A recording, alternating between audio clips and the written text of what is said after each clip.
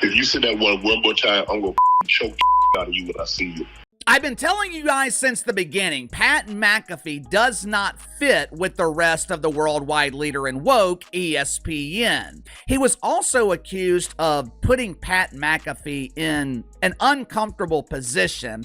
In a moment that sent shockwaves through the sports and media worlds, Pat McAfee took center stage to confront a headline engulfing one of football's most recognizable figures, Shannon Sharpe. With a $50 million lawsuit alleging serious misconduct casting a dark shadow over the ESPN personality, McAfee didn't hold back.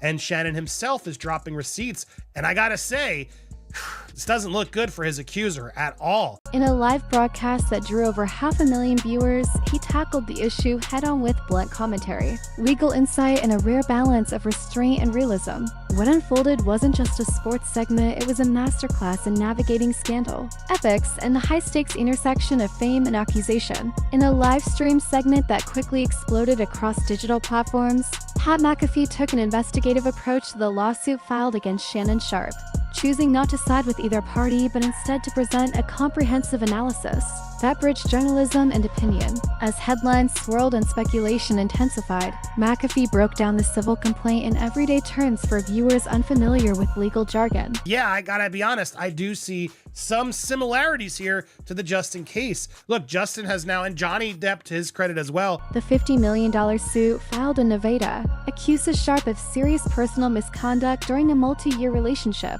with claims of emotional trauma and reputational damage. McAfee acknowledged the weight of such allegations, but was quick to remind his audience that accusations are not convictions. He emphasized the need for due process, cautioning against snap judgments. This wasn't about defending a friend or condemning an accuser, it was about holding a space for facts to emerge. He compared the current case to other high-profile disputes, noting how public narratives often diverge from courtroom outcomes.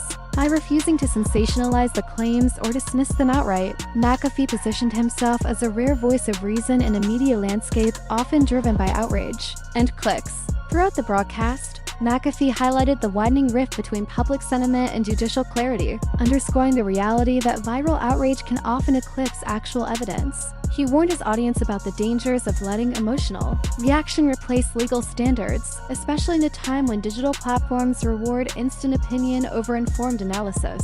Referencing how social media campaigns can label someone guilty before they've set foot in a courtroom, McAfee urged viewers to hold space for both truth and fairness.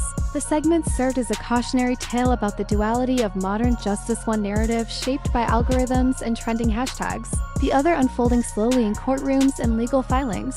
McAfee's tone was firm but compassionate, acknowledging the seriousness of the claims while advocating for a deliberate and respectful approach. He also called attention to the broader implications for public figures, noting how even unproven allegations can derail careers, damage reputations, and alter public legacies. His framing of the issue as a cultural and legal flashpoint offered depth beyond surface-level chatter, positioning the story within a larger conversation about media responsibility and the presumption of innocence. To bring legal clarity to the unfolding story, McAfee invited former federal prosecutor and sports law analyst Janine Prescott to dissect the court documents live on air. Prescott described the complaint as lengthy and methodically constructed, though legally unremarkable. In structure, she emphasized that the suit's monetary demands leaned heavily on claims of reputational damage and lost professional opportunities, rather than substantiated physical misconduct. The fact that both parties had engaged in a long-term romantic relationship only added complexity to the case, she noted. Prescott predicted a prolonged legal battle unless a private settlement is reached, estimating the odds of a public trial at roughly 60%. Her insights provided viewers with a rare look at how attorneys evaluate evidence thresholds, damage calculations, and strategic filings. McAfee pressed her on the legal nuances and potential defense strategies, anticipating that discovery could reveal digital records, messages, and metadata that may swing the case in either direction. Rather than chasing shock value, the segment focused on context and clarity, offering a rare example of sports media treating a sensitive topic with the gravity and nuance it deserves. McAfee then turned the spotlight to Shannon Sharpe's official response issued through his legal team in a statement filled with sharp denials and counter-accusations. The statement labeled the plaintiff's claims as fabricated, alleging message manipulation and strategic timing designed to damage. Sharpe's public image. The document also hinted at a potential countersuit for defamation should the case proceed. McAfee read the response verbatim, then unpacked the phrasing, particularly terms like malicious intent and digital tampering, predicting that forensic experts would soon become major players in unraveling the truth. He emphasized that while legal teams are now battling over credibility and evidence, the court of public opinion is already issuing sentences. McAfee also revealed how the lawsuit had already impacted Sharpe's professional opportunities, with sponsors pulling back and brand deals teetering on pause. By analyzing both the legal strategy and the media fallout in tandem, McAfee painted a comprehensive picture of the stakes involved, not just for Sharpe, but for the broader media landscape. Drawing upon personal experience, McAfee shared how his own legal entanglement with Brett Favre had left emotional and financial scars. He spoke candidly about paying enormous legal fees and living under constant anxiety from media alerts and court filings. By revealing the psychological toll of litigation on public figures, McAfee offered a rare look at the personal cost of being the subject of a lawsuit, regardless of merit. He didn't excuse the allegations against Sharpe, but expressed empathy for anyone navigating a high-profile legal battle. The segment added a human dimension to a story often reduced to headlines and hot takes. McAfee's transparency helped frame the Sharpe case not as a scandal to be consumed, but as a real-life crisis with serious consequences for all involved. He concluded the portion by emphasizing that being named in a lawsuit can fundamentally reshape a person's life, both in private and in the public sphere, and that viewers should approach such stories with care, not cynicism.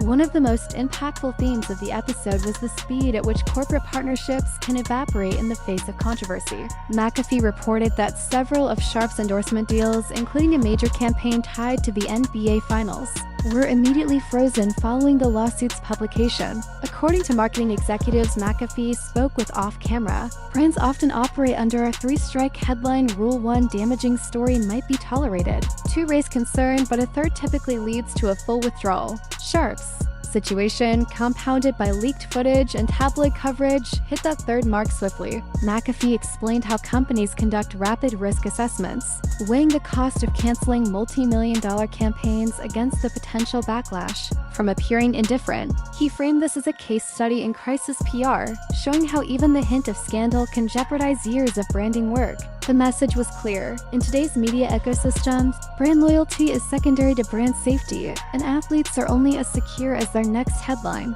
A live audience poll conducted during the show revealed just how divided public opinion is on whether Sharpe should remain on air during the legal proceedings.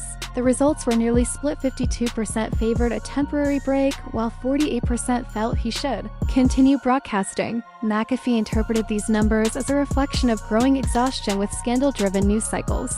While some fans demand accountability and transparency, others crave an escape from controversy and simply want sports coverage unmarred by legal drama. He argued that networks face increasing pressure to respond swiftly to allegations, even in the absence of legal resolution. The segment served as a snapshot of how the public's tolerance for ongoing controversy is shifting, and how broadcast networks must now weigh audience sentiment alongside legal liability. McAfee's commentary suggested that the real question isn't just whether Sharpe should stay on air, it's whether media companies are equipped to handle these situations with fairness and consistency in a hyper-reactive environment. Another major concern addressed by McAfee was the wildfire spread of misinformation surrounding the case. Within hours of the lawsuit going public, fake screenshots and edited documents began circulating online, many of which were later debunked by cybersecurity analysts. McAfee warned his viewers about the dangers of believing unverified content, especially in an era where digital manipulation is increasingly sophisticated.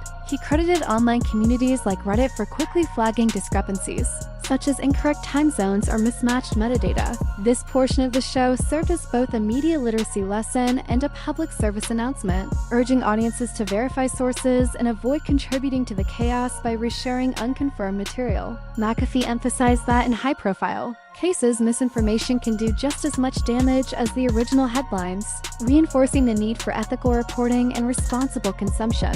His reminder was sobering. In the digital age, every click can either clarify the truth or cloud it further. McAfee also explored the generational divide and how accusations like these are interpreted by the public. Data provided by analytics firms showed that younger viewers, particularly those aged 18 to 29, were more inclined to believe the plaintiff, upsetting a general distrust of famous figures. Meanwhile, older fans over 50 leaned heavily in favor of Sharpe, often pointing to his legacy and history of community involvement. Those in the middle age 30 to 49 were almost evenly split. McAfee used this data to highlight how cultural, upbringing, and media exposure shape public perception. He noted that younger audiences raised on social media prioritize transparency and accountability, while older fans often emphasize loyalty and character. This generational tension, he argued, adds yet another layer to the public's reaction, complicating the narrative and making it harder to reach consensus. In a world where every demographic consumes news differently, McAfee suggested that understanding audience psychology is just as important as presenting the facts. In a final pivotal moment, McAfee extended an open invitation to both Shannon Sharpe and the plaintiff's legal representatives to appear on his program and share their sides of the story. While making it clear that legal boundaries must be respected, McAfee pledged equal airtime and a neutral platform for honest dialogue. This gesture, reported widely across blogs and morning radio shows, sparked renewed interest in the unfolding legal drama. He also reiterated that his studio adheres to editorial standards designed to avoid graphic specifics, respect survivors, and correct misinformation promptly. The invitation was more than a media play, it was a statement about transparency, fairness, and media ethics. As the episode wrapped, McAfee quoted his former coach Tony Dungy, "Crisis reveals character not just of individuals, but of institutions." That message echoed as a challenge to networks, sponsors, and fans alike. How we respond to scandal may say more about us than the people at the center of it.